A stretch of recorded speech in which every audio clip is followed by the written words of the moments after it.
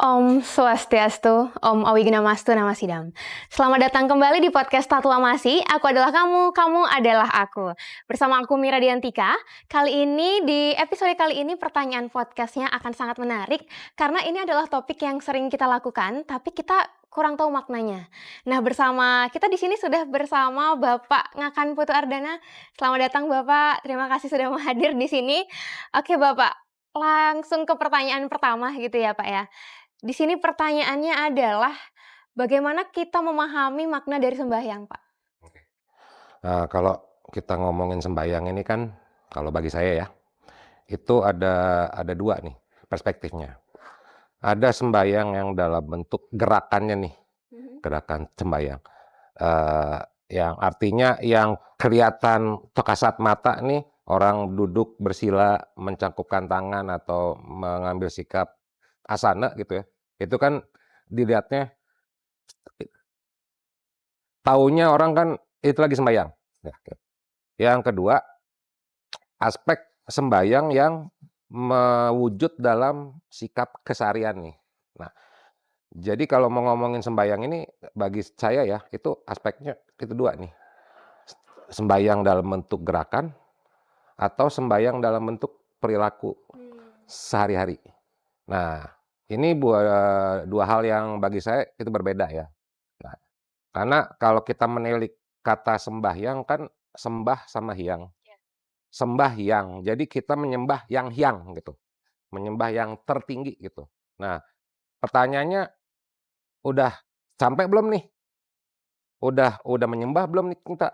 Jangan sampai, kita baru melakukan sikap atau gerakan sembahyang, tapi kita merasanya sudah sembahyang.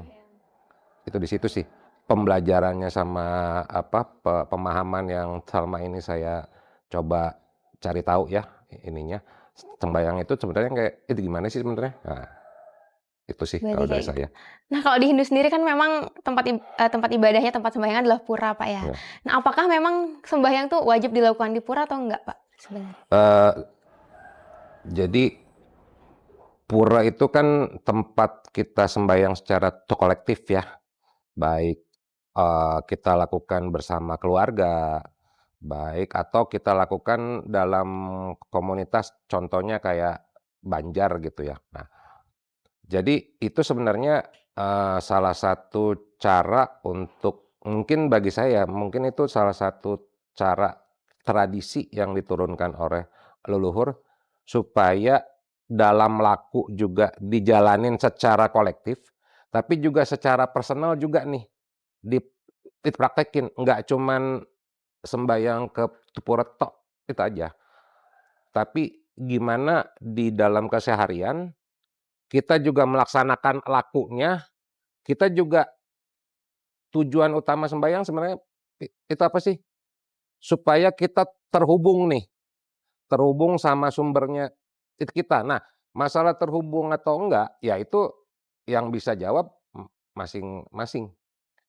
Tapi indikatornya udah dikasih nih, mana orang yang cuman sekedar melakukan sembahyang ritual, mana orang yang benar-benar sembahyang yang benar-benar sudah terhubung nih.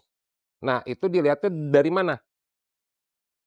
Itu dilihatnya kalau bagi saya itu akan mewujud di adab sama akhlaknya. Yang tadi balik itu lagi ke 5P, pikiran, perasaan, perkataan, perbuatan, perilaku. Ada yang ujungnya pasti di tempat sana, adab sama akhlak dalam kesehariannya itu gimana? Kan itu banyak ya contoh, habis kita lihat orang si A rajin sembahyang, ritualnya dia nggak pernah putus, ada karya posting, tapi foto dia itu ngapain? Itu korupsi. Ya, menggelapkan uang, atau dia nipu, atau dia ya itulah, itu.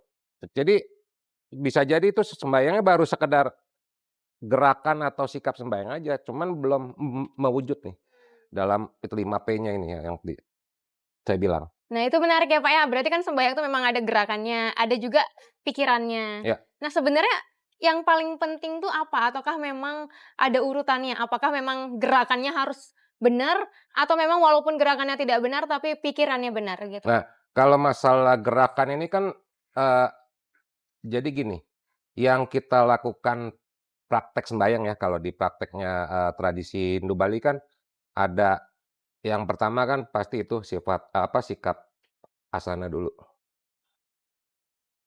Dalemin dulu nih, asana nih ngapain sih sebenarnya dengan mantranya gitu ya. Kemudian pranayama, prana itu kan napas ya, yama itu yang mencatat. Itu makanya, dalam tradisi Hindu kan ada namanya Dewa Yama. Yama itu yang mencatat tuh 5P-nya kita. Nah, eee, manifestasi atau buktinya apa? Saat kita pranayama, kita kan disuruh itu ngapain kita? Menyadari si napas. Pernah nggak kita mempertanyakan, "Kok kita bernafas ya? Kalau nggak ada nafas, kita gimana?" Nah, itu di situ sebenarnya dari tempat sana. Kemudian, apa sih, kara sudaya ya, yang kita menyucikan tangan kanan, tangan kiri. Ini maknanya kalau bagi saya yang pembelajaran saya, kanan itu simbolnya jiwanya kita, sucikanlah jiwa, itu hamba. Jiwa yang suci yang itu gimana sih? Ini jiwa yang berproses untuk suci. Suci itu apa sih? Orang kan banyak taunya suci itu bersih. Kalau bagi saya gini, suci itu netral. Jiwa ini udah netral belum? Udah nol belum dia? Udah bisa nggak dia menerima hal baik, hal buruk, rua binada dengan cara yang sama? Habis itu sucikanlah tangan kiri, fit hamba. Ke tangan kiri, ini simbolnya jasmani, fit badan ini.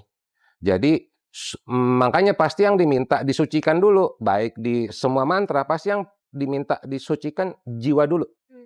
Sucikanlah jiwa hamba, sucikanlah badan kita hamba. Lagu Indonesia Raya itu gimana?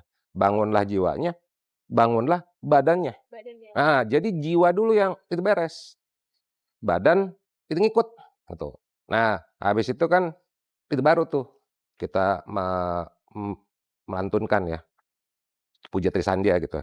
Puja Trisandia pun ini juga nih, kita lihat dia dari sisi mantra ya, tapi tiap baitnya itu ada pesannya tuh. Bait 1 itu apa, pesannya apa, prakteknya gimana, bait 2, 3, 4, 5, 6 sampai ditutup dengan Om Santi Santi Santi. Nah, orang taunya kan Puja Trisandia tuh 6 bait, tapi bagi saya itu 7. Oh iya, Pak. 7. Yang bait ke-7-nya itu Om Santi Santi. Nah, orang taunya Om Santi Santi ini yang paling simpel, paling pendek cuman itu 5 ya, Om, Santi, Santi, Santi, Santi, Om. Itu 5. Tapi untuk mencapai ke sini, itu setiap individu tuh harus belajar memahami dan mengalami bait 1, 2, 3, 4, 5, 6 baru dia bisa mencapai yang itu tuh, Om, Santi, Santi, Santi. Damai dengan Sang Pencipta, damai dengan sesama manusia, damai dengan cipta alam. Itu praktek yang praktek belajar nggak berhenti tuh, nggak cuman itu one stop ya, one stop langsung bisa nggak. Terus tuh, terus. Berproses ya, Pak? Berproses terus. Selesai ntar kalau udah dipanggil, nah pembelajaranmu di kehidupan ini selesai. Gitu. Terus Pak, kalau emang kan di Hindu tuh memang banyak mantranya Pak ya. Nah bagaimana apakah kita bisa tetap bertemu Tuhan ketika sembahyang kan istilahnya bertemu Tuhan gitu ya. Apakah kita tetap bisa bertemu Tuhan walaupun kita tidak paham makna dari mantra itu Pak? Oke, sebelum saya menjawab, saya cuman mau jawab pakai pertanyaan dulu nih. Kalau kita mau bertemu Tuhan, kan kita mesti tahu dong, itu rumahnya di mana, ya kan? Nah, kira-kira Tuhan itu ngasih tahu nggak alamatnya di mana? Tidak, Hah? Benar, tidak ada. itu ngasih. Lewat. Itu makanya ditulis di petunjuk apa sih kitab, ya. Di semua tradisi saya lihat itu tuh sama tuh, baik yang Hindu maupun tradisi lain. Kalau di kita dibilangnya gini, aku berdiam di hati semua makhluk. Oke. Berarti kan udah dikasih tuh alamatnya. Alamatnya. Aku berdiam di hati semua makhluk. Jadi sarana untuk menemukannya lewat itu mana dong? Kan lewat itu hati. Lewat itu hati, pasti dimensinya tuh rasa. Rasa yang Dek Mira alamin waktu sembahyang, itu gimana?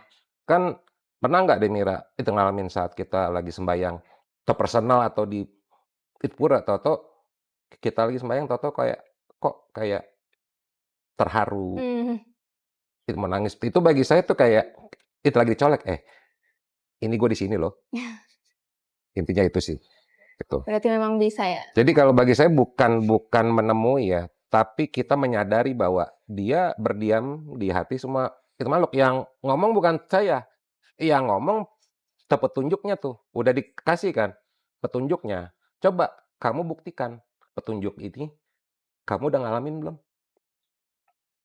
Intinya itu sih. Nah, gimana kita sembahyang di rumah, di Merajan, atau di pura, itu monggo. Tapi yang paling penting bagi saya di sembahyang itu satu, terhubung nggak? Mmm, Terhubung dirasa nggak? Karena pengalaman saya atau pembelajaran saya, eee, Sang Pencipta itu nggak bisa dijangkau dengan logika. Karena tep pakai rasa tuh, pakai rasa.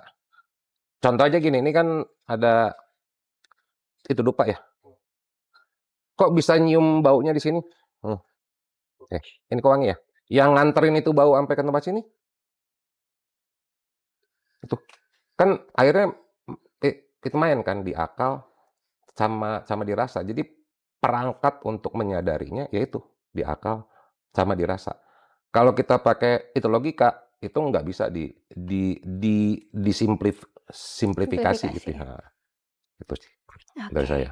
Kalau untuk, sembahyang, Pak, bagaimana kita bisa membuat sembahyang itu, terutama untuk anak muda gitu ya, Pak, ya, sembahyang itu tidak dijadikan cuma rutinitas doang, Pak, tapi memang sembahyang tuh memang dari niatnya. Tapi kan kadang juga di sini, oh ya udah sembahyang aja, memang udah purnama nih, ya udah sembahyang gitu. Mmm. Bagaimana caranya membuat sembahyang ini bukan cuma rutinitas aja, Pak? Jadi nah, kalau rutinitas kan jadinya kan itu sifatnya, apa ya, ada keterpaksaan gitu. Mmm, Sudah tradisi nih gini, iya, tiap purnama sembahyang, tiap tilem sembahyang, tiap ini sembahyang.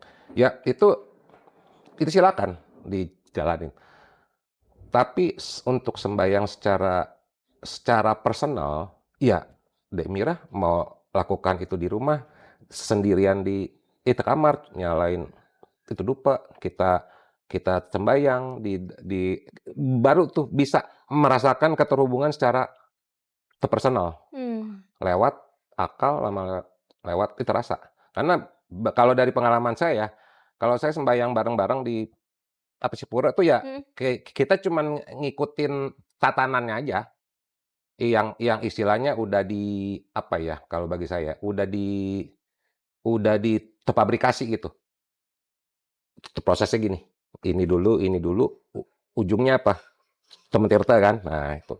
Tapi begitu kita sembahyang secara personal, itu kan yang tahu cuman diri mmm, kita aja. Sebenarnya bagi saya kuncinya di situ. Keterhubungan itu nggak bisa secara itu kolektif, tapi dari masing-masing nih. Nah, indikatornya terhubung atau enggak, mhm, ya itu, ujungnya di situ, adab, akhlak. Pasti itu mewujud tuh, keterhubungan sama Tuhan, dibimbing, pasti ujungnya di itu tuh, adab sama akhlaknya berarti, dia. Pak, apa yang sebenarnya dirasakan, terutama Bapak misalnya, Bapak, sembahyangnya itu seperti apa dan bagaimana Bapak bisa bilang kalau Bapak tuh memang udah bener-bener sembahyang? Otomatis kan dari Bapak sendiri punya kesadaran penuh atau memang dari niatnya Bapak? Atau apakah memang kita ada, apa ya tadi, indikator kita benar-benar disebut sembahyang? Apakah, kita, apa ya namanya, terpukul ketika kita sembahyang, kita benar-benar meresapi itu disebut sembahyang atau seperti apa, Pak? Nah, ini setiap orang perspektifnya ini beda-beda ya. Mmm, Nah, pengalaman saya itu nggak bisa disamakan dengan itu Mira. mhm, Sampai saat ini pun saya juga terus tuh, kita upgrade gitu loh. Dalam artian nggak merasa, "Oh saya udah nih, saya udah ini nih, udah habis koneksi," enggak. Itu terus tuh, proses belajar yang nggak berhenti gitu. Saya juga nggak bisa saya mengklaim saya udah sampai gitu ya. Kan sama nih, saya, Demirat, teman-teman yang lain ibaratnya lagi sama-sama bawa itu mobil nih. mhm, Saya di jalan saya, Demira di jalan kehidupannya Demira, saya itu nggak bisa saya lagi bawa mobil ini, saya ngelongokin ke kepala saya, Dek Mira, jalanmu tuh salah loh. Nggak bisa. Setiap orang ininya kenyamanannya masing-masing. Kita juga nggak bisa bilang, kamu sembahyang nggak pakai mantra, itu nggak sah. Nggak pas sih. Karena itu kan sifatnya personal. Kalau yang Oke. satu biasa dengan mantra, itu monggo. Kalau yang satu saat persembahyangan apa sih pribadi dia dengan rasanya dia, itu monggo. Gitu. Oke, berarti tergantung dari masing-masing Masing-masing. individu. Oke, next, Pak. Apakah memang ada waktu yang tepat untuk sembahyang? Kita kan tahu nih, oh misalnya di saudara kita yang muslim, sembahyangnya 5 waktu, ada jamnya. Hmm. Kalau kita di Hindu juga kan sebenarnya memang ada 3 waktu juga, dari jam 6 pagi, 12 siang, sama 6 sore. Tapi apakah memang sebaiknya kita sembahyang itu di jam-jam yang sudah ditentukan atau sebenarnya bebas kapan aja, Pak? Jadi kalau yang dibilang, baik di tradisi teman-teman kita yang Islam maupun yang di Bali ya, Iya. yang jam 6 pagi, jam 12 siang, jam 6 sore, itu kan istilahnya, kayak reminding system gitu ya. Mmm. Sistem pengingat gitu bahwa, oke, kamu dikasih waktu 24 jam, 1 hari. Coba deh 3 kali sehari dalam rentang waktu 6 jam, kamu sebentar aja berjeda dari aktivitasmu, coba kamu ini sebentar, istilahnya berjeda itu istirahat deh dulu sebentar. Yang tadinya diri kita sama pikiran kita tuh menyatu nih untuk melakukan aktivitas, coba pada saat sebelum biasanya kan jam 6 kan itu jamnya orang-orang mau siap-siap kan Iya. melakukan aktivitas ya, baik mau mau sekolah maupun itu kerja. Nah, dari jam 6 ke jam 12 itu kan beraktivitas tuh, berangkat, melakukan aktivitas, belajar, bekerja gitu. Nah, jam 12 disuruh tuh sebentar, berjeda. Coba deh kamu cek dari kamu tadi berangkat, sampai kamu tadi makan siang, kemudian berjeda, lihat pikiranmu itu gimana, perasaanmu gimana, perkataanmu gimana, perbuatanmu, perilakumu itu gimana. Kamu di jalan itu marah-marah nggak tadi? Itu hatimu waktu tadi berangkat itu panas nggak? Itu hatimu tenang nggak? Pikiranmu itu kacau nggak? Perkataanmu itu ada nggak menyakitin itu orang lain? Perbuatanmu sama perilakumu di jalan itu gimana? Itu. Begitu kita berjeda, oh iya, tadi saya mikir yang nggak pas lah atau nggak baik gitu. Saya berkata nggak baik, saya berbuat. Oke, saya di next-nya di diperbaikin. Jadi jangan sampai jadinya kita sembahyang, kalau buat saya sembahyang tomat. Begitu sembahyang tobat, begitu selesai sembahyang itu kumat. Sembayang tomat, ada istilah sembayang tomat. Gitu. Oke, Nah, berarti memang sebagai alarm untuk iya, kita ngelihat yang udah kita lakukan selama ini, maksudnya sepanjang hari itu ngapain iya. gitu. Nah, next pertanyaan itu gini, Pak, bagaimana dalam Hindu memaknai antara doa dan juga keheningan? Doa dan keheningan. Nah ini menarik nih, karena perspektif tiap orang itu beda-beda. Doa itu kan banyakan orang berdoa isinya apa? Permintaan, ya. Permintaan. Supaya beginilah, Iya. supaya gitu-gitulah. Apakah itu salah? Enggak juga. Kan setiap orang dengan pembelajarannya masing. Tapi kalau bagi saya gini, doa itu satu, kita mengundang Sang Maha untuk terlibat di aktivitasnya kita. Kita undang dia untuk terlibat. Nah, begitu kita mengundang dia mesti siap nih juga nih, yang pengen jadi kehendak kita atau kehendak dia nih. Kalau bagi saya gini, apa yang sudah dikehendaki sama dia untuk ciptaannya, itu yang terbaik buat dia, versinya dia. Karena dia paling tahu tuh yang terbaik buat kita yang mana. Sekalipun itu nggak sesuai sama yang itu kita mau ya. Tuh. Nah, biasanya begitu nggak sesuai sama yang habis kita mau kan orang bilangnya, wah doa kita nggak dikabulkan. Nggak dijawab gitu. Atau nggak dijawab. Enggak, doa itu pasti semua dijawab. Nah, masalah dikabulkan enggak, ini tergantung diri kita udah layak belum. Contoh gini, saya waktu lulus SMA, saya pengen lah ke satu perguruan tinggi yang emang saya impikan. Pada saat itu saya nggak bisa tuh. Oke, berarti jalan saya nggak langsung ke sini. Tapi begitu saya sekian tahun kemudian akhirnya saya itu masuk tuh di situ. Ngambil S1 di situ, S2 di situ. Nah, itu cuman masalah itu waktu aja pada saat momentumnya pas, tep pasti akan di ini deh. Tinggal tugas kita sebenarnya cuman, satu aja, melayakkan diri kita, itu layak nggak di tempat sana. Jangan jangan juga gini, masih mental miskin, mohon maaf, tapi pengen itu kaya, itu nggak match tuh, gitu. Itu makanya tadi saya bilang semua dimulai dari diri itu kita sendiri. Jadi, bagi saya tuh gini, Tuhan tuh akan mengabulkan sesuai dengan kapasitasnya kita. Tergantung itu kamu. Kamu kalau udah melayakkan diri, kamu udah pas, oke. Tapi kalau belum pas, kalau saya itu kabulin, ini malah buat kamu nih bahaya nih. Kamu belum belum apa sih punya mental untuk apa ya, me-manage atau meng-handle uang banyak, kalau saya kasih di itu kamu, nih malah jadi yang enggak nih, gitu loh.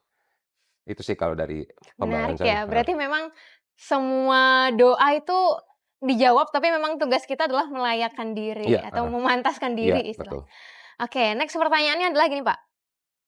Apakah boleh nih misalnya kalau di Hindu ini kan memang ada beberapa orang yang tersanjil misalnya tuh duduk, kalau di SMA itu atau SD sampai SMA tuh tersanjilnya berdiri, Mmm. Pak, gitu. Itu apakah memang ada yang benar dan ada salah atau memang seharusnya duduk atau seharusnya berdiri tuh, Pak? Enggak, jadi kan yang tadi saya bilang, Heeh. bagian apa, trisandha dalam apa, sikap kan itu masuk di mana? Kalau di apa sih, 3 pilar, kan masuknya di u u upacara nih. Oke, Iya itu, desa kala Desa Kalapatra. tepatnya. Contoh gini Dedek, misal nih ada yang lagi dirawat di rumah rumah sakit, let's say deh, mohon maaf, kakinya patah. Mhm. Itu masa iya disuruh dia Suruh ngelipet kaki, kan masih enggak, nggak gitu. bisa itu, susah. Iya itu. Jadi kan yang tadi saya bilang, sarananya kita terhubung, i itu di hati. Mmm, Ya itu tadi yang Dek Mira bilang, yang ini, yang tadi, yang dalam, kita hening, hening aja, ini di sini. Orang lain kan itu nggak tahu bahasanya di tempat sini. iya Itu bener. benar-benar personal kita sama dia, tuh. Ya udah, urusan kita sama yang lain mau bilang kita, "Kok kamu sembahyang gini?" Yang itu rasain itu tuh saya kok, yang dia tahu kan baru sikapnya aja. Tapi yang Bener tahu kita terhubung enggak kan cuma kita. bener. Kalau kita lagi bisa kan, kita lagi sikap sembahyang nih, tapi kita lagi mikirin pasangan, lagi berantem sama pacar, lagi dapet ujian nilainya itu nggak bagus. Jadi kita malah bukan terhubung sama sama beliau, tapi kita terhubung sama yang ini nih, yang lagi Iya, yang kita tuh dipikirin. pikirin. Itu makanya di tatonya dia bilang, "Pusatkanlah pikiranmu kepadaku." Itu latihan emang. Itu itu masih menjadi PR Eh, juga sih, heeh, saya PR pun juga banget. masih belajar.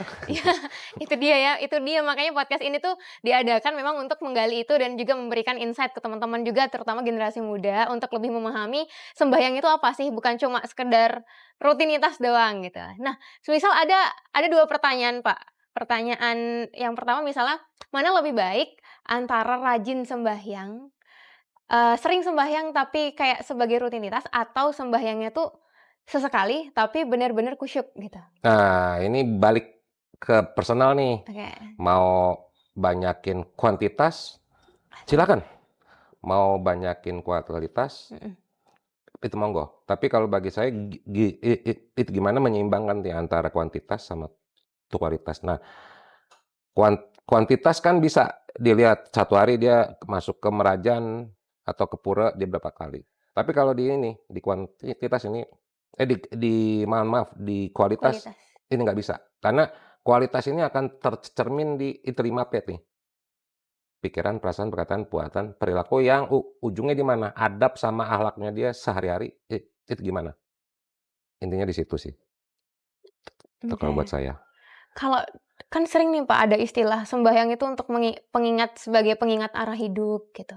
Nah, bagaimana Bapak memaknai pernyataan itu, sembahyang itu sebagai pengingat arah hidup? Itu setiap orang mesti mencari ya, maknanya masing. Saya nggak bisa bilang itu salah atau benar, itu belum pas, enggak. Cuman setiap orang pasti akan mencari ya, pemahamannya dia, pencariannya dia, sampai dia mendapatkan apa yang dia pengen. Mmm. Jadi kalau dibilang sembahyang untuk mencari makna hidup, ya i itu monggo aja. Tapi kalau dari saya, sembahyang itu ya itu, sarana supaya kita terhubung nih. Nah, permasalahannya terhubung nggak nih? Mmm. Gitu. Oke, terus kalau misalnya nih, misalnya kita, berada di kondisi lagi stres atau lagi cemas atau lagi banyak pikiran, terus misalnya orang tua bilang, "Makanya kamu banyakin berdoa, banyakin sembahyang," gitu kan. Berarti kan kok bisa dibilang, oh sembahyang itu mengurangi stres gitu. Mmm, Kalau secara singkat ya, dari jawaban orang tua, "Kamu tuh banyakin sembahyang biar nggak stres." Berarti apakah memang benar sembahyang itu untuk meredakan stres atau cemas? Atau mungkin Bapak ada pengalaman yang membuktikan hal itu, Pak? nah, ini menarik nih, ini menarik nih. Jadi gini, sembahyang itu kan sebenarnya bagi saya ya, Mhm. itu kita kan mencari, apa ya, mencari jeda gitu ya, yang tadinya kita larut dalam aktivitas kita sehari-hari, coba deh siapin waktu, sempetin deh, itu hening, hening aja, hening. Nah, yang tadi Dek Mira pertanyakan, saya juga pernah itu ngalamin. Saya lagi cemas mau Mhm. ujian, saya sembahyang, nggak selesai loh.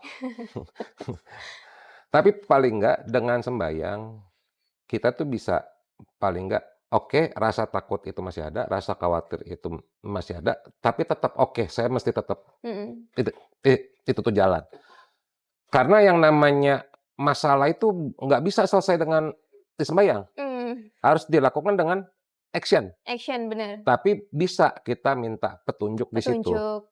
Mohon bimbing saya lagi mengalami ini, mohon bimbing saya yang terbaik buat saya, itu gimana? Jadi begitu kita mohon bimbingan, kan artinya apa? Kita belajar untuk memasrahkan nih, Mhm. memasrahkan. Apapun nanti hasilnya setelah kita berusaha, hasilnya nggak sesuai dengan maunya, ya udah. Itu yang bagi saya mungkin pembelajaran buat teman-teman yang lain pun itu berat memang. Tapi bukan berarti itu kita gagal, bukan. Karena saat kita dapetin yang nggak kita mau, itu sebenarnya kita lagi disuruh tuh belajar. Bahwa apa yang kamu pengen nggak selamanya bisa kamu ini Terima. terima. Tapi begitu kita dapetin yang kita inginkan, itu sebenarnya apa? Kita lagi disuruh bersyukur. Oke. Jadi dua-duanya, dapat masalah ataupun dapat yang kita pengen, dua-duanya bagi saya itu ini, mesti disyukuri. Yang satu berkah, yang satu lesson. Lesson ini kan untuk menumbuhkan itu kita. Kalau kita nggak dapat it lesson, tambah ini nggak kita? Kan enggak. Enggak. Itu sih sebenarnya. Dua dua dua sisi yang sebenarnya dua-duanya nih bagi saya ya, dua-duanya itu berkah. Dikasih lesson berkah, dikasih yang kita pengen pun itu berkah sebenarnya. Itu sih sebenarnya. Oke, untuk pertanyaan berikutnya, Pak. Bagaimana kita bisa menjelaskan tentang, arti sembahyang ke teman-teman non-Hindu, Pak? Nah, jadi gini, itu balik ya, sembahyang itu kan gimana caranya supaya kita merasakan nih keterhubungan sama sang sang sumbernya Iya. kita. Otomatis kalau kita sembahyang kan ada yang menyembah ama yang disembah. Berarti 2 nih, Iya. pihaknya nih, ada yang menyembah, ada yang disembah. Kalau kita menyembah, bagi perspektif saya, kita mesti tahu dong yang disembah ini. Otomatis kita juga mesti dong kenal nih sama yang disembah. Nah, pertanyaannya, kita udah kenal belum sama yang disembah ini? Nah itu. Nah, untuk mengenal, itu makanya disuruhlah kita mengenal dirinya kita. Karena sarana untuk mengenal yang itu kita sembah, itu sarananya di sini nih. Itu diri ini nih. Nah, intinya sembahyang ke dalam, baru keluar. Jadi terminalnya di sini dulu nih. Jangan itu bypass, kalau di-bypass itu nggak nyampe tuh. Oke, menarik ya, Pak, tadi jawabannya. Terus saya masih penasaran nih, Pak, terkait tentang sembahyang, itu apakah memang kalau dalam setiap doa kita tuh harus menyampaikan permintaan atau kita bisa hanya sekedar bersyukur? Ini pertanyaan yang cukup berat nih. Tapi jadi gini, eee, kalau bagi saya gini ya, untuk kita ngajukan permohonan itu nggak apa-apa. Kita kan kayak kita ngajukan proposal nih. Iya. Nah, ngajukan proposal, oke. Nah, masalah proposal ini diterima atau enggak, kita mesti mempersiapkan diri nih. Kalau, kesampaian itu atau enggak.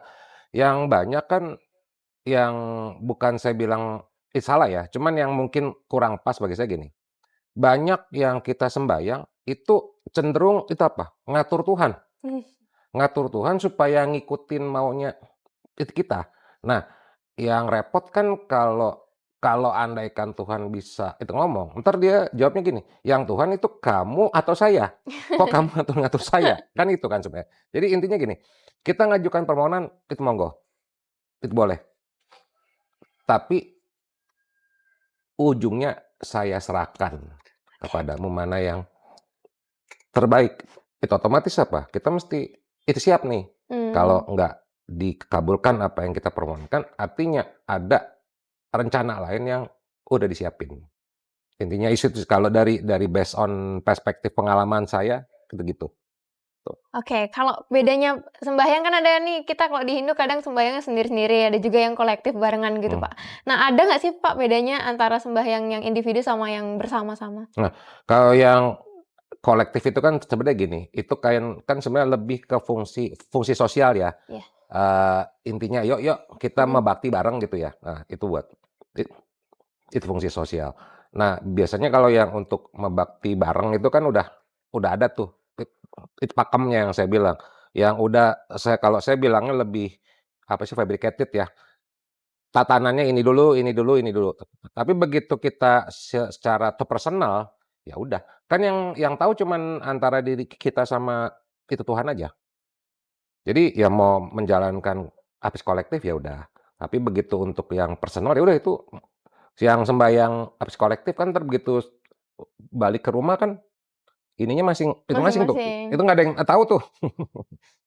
Bener Gitu. sih. Heeh. Tapi kan kalau sembahyang bersama, Pak, itu kadang kalau saya pribadi kalau misalnya di pura, Pak, misalnya purnama tuh kan memang ada, juru mangku yang memimpin dan kita kadang cuma mendengarkan mantranya saja tanpa kita berdoa diri sendiri. Apakah itu memang tidak apa-apa seperti itu atau bagaimana, Pak? No, itu nggak ada yang ini, nggak ada yang itu tuh salah. Karena Mmm. kan itu ya udah nih, pada saat di itu pura gitu udah ya intinya udah biarkan yang itu mimpin pemangku. Cuman pada saat pemangku lagi memantra gitu ya, Iya. itu kan itu bisa habis kita hening udah cukup itu rasain aja iniannya, heeh, dengerin itu mantranya, rasanya, Iya. i itu gimana, mau kita sambil diam kita mengucapkan syukur atas semua yang sudah beritaan, atas itu napas, kita masih bisa jalan, kita masih bisa duduk, kita masih bisa sembahyang. Itu bebas, senyamannya itu gimana, gitu. Kan yang tahu kan cuman itu Mira aja, Iya. kan, tuh. Nah, sebenarnya itu juga yang menjadi kesulitan bagi generasi muda atau bahkan mungkin nggak cuma generasi muda, tapi juga orang tua atau orang-orang tua yang sudah, apa ya, mereka tuh juga permasalahannya mungkin dalam melibatkan hati dalam sembahyang, Mmm, Pak. Jadi bagaimana kita memang benar-benar khusyuk atau melibatkan hati dalam sembahyang. mmm. Mungkin bisa dibantu dalam, apa ya, pencerahannya gimana, Pak? Intinya kalau untuk melibatkan itu hati, ya itu Mmm. mesti dari individu deh. Yang di tradisi yang berlaku di pura gitu, itu ya ikutin aja, karena kan udah iniannya gitu. Tapi begitu untuk secara personal, ya itu masing mesti menemukan pola nyamannya tuh. Nyamannya cara saya sembahyang supaya bisa merasakan ya keterhubungan dengan cara ini ya, mungkin cara saya, cara Demira, cara yang lain, itu beda-beda. Beda-beda. Nah, itu emang perjalanan masing-masing itu, nggak bisa disamain, enggak sih, enggak. Kalau ini, Pak, apakah ada kebiasaan yang bisa dilatih atau mungkin Bapak dulu waktu masih kecil kan mungkin kayak kita juga yang kayak sembahyang cuma sekedar Mhm. sekadar sembahyang, tapi makin ke sini makin paham. Tapi untuk teman-teman gitu yang mungkin yang nonton dari podcast ini, mungkin Bapak bisa mengajarkan bagaimana caranya menumbuhkan sikap, apa namanya, sembahyang tuh dengan tulus ikhlas, dengan khusyuk, Pak. Kalau dengan kusuk itu kalau dari saya ya, jadi saya nggak bermaksud untuk itu ngajarin, nggak bermaksud juga untuk teman-teman itu sepemahaman atau sependapat sama saya. Tapi kalau based on perspektif pengalaman saya, ya itu mesti kita harus mencari sendiri nih polanya itu kita. Jadi pada saat kita mengikuti tradisi ya, oke kita ikutin deh. Karena kalau nggak mengikutin kita apa aneh sikapnya sendiri kan juga itu nggak pas gitu ya. Tapi begitu begitu kita secara personal ya itu mau praktek di rumah dengan caranya bagaimana kalau cuman istilahnya biarpun cukup dengan duduk sila, hening, mencakupkan tangan di sini, mencakupkan tangan di atas kepala, itu silakan aja. Kan pernah nggak ada yang mempertanyakan kok mesti ininya begini, tangan kanan sama tangan kiri itu disatukan di tempat sini gitu. Kan tangan kanan itu kan sebenarnya simbol ini hal-hal yang menurut apes kita baik atau hal-hal yang apes kita inginkan nih. Kiri ini yang menurut kita itu nggak baik nih. Positif sama negatif nih. Bisa nggak kita menyatukan ini dua-duanya di sini nih? Nah, itu dari sikapnya aja. Itu udah ada pesan-pesan kok duduknya bersila kan kayak itu pondasi tuh. Sudah membumi belum nih kita? Itu. Kalau misalnya untuk terkait mantra, Pak, jika ada pertanyaan, apakah semua doa-doa itu didengar oleh Tuhan atau memang doa yang mantranya benar saja? Nah, misalnya kalaupun jawabannya sesuai lagi nggak harus mantranya benar, nanti kalau misalnya ada pernyataan seperti itu malah anak-anak generasi sekarang kan otomatis berpikir, "Oh ya udah kita nggak perlu belajar mantra," gitu. Jadi gini, mantra itu kan isinya apa? Kan habis kata-kata ya. Nah, kata-kata itu kan pasti saat mengucapkannya itu ada rasanya nggak, ada energinya nggak gitu ya. Nah, sekarang kalau saya sama Dek Mira itu misalnya saya bisa bahasa let's say deh bahasa Jerman. Saya ngomong sama Dek Mira pakai bahasa Jerman, Dek Mira itu nggak paham. Nah, kan juga itu nggak pas lah. Apalagi kayak saya cuman baca doang bahasa Jerman, cuman saya nggak tahu itu artinya apa. Berarti itu rasanya itu nggak dapat dong. Padahal sarana untuk terhubung kan itu dirasa nih. Jadi kalau bagi saya gini, Tuhan itu nggak nggak memikirkan tuh bahasa yang kita pakai itu apa. Tapi energi rasamu itu yang saya bisa iniin. Energi rasamu itu galau, ya udah saya akan menghadirkan sesuai dengan itu galau kan itu netral. Dia kan itu netral. Nggak itu pengaruh dia sama positif sama negatif. Apa yang kamu pancarkan dalam doamu itu yang akan kita hadirkan.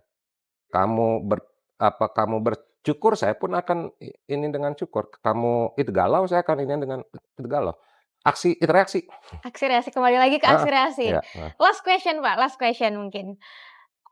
Yaitu bagaimana kita bisa atau gimana caranya membuat sembahyang itu sebagai kebutuhan bukan kewajiban?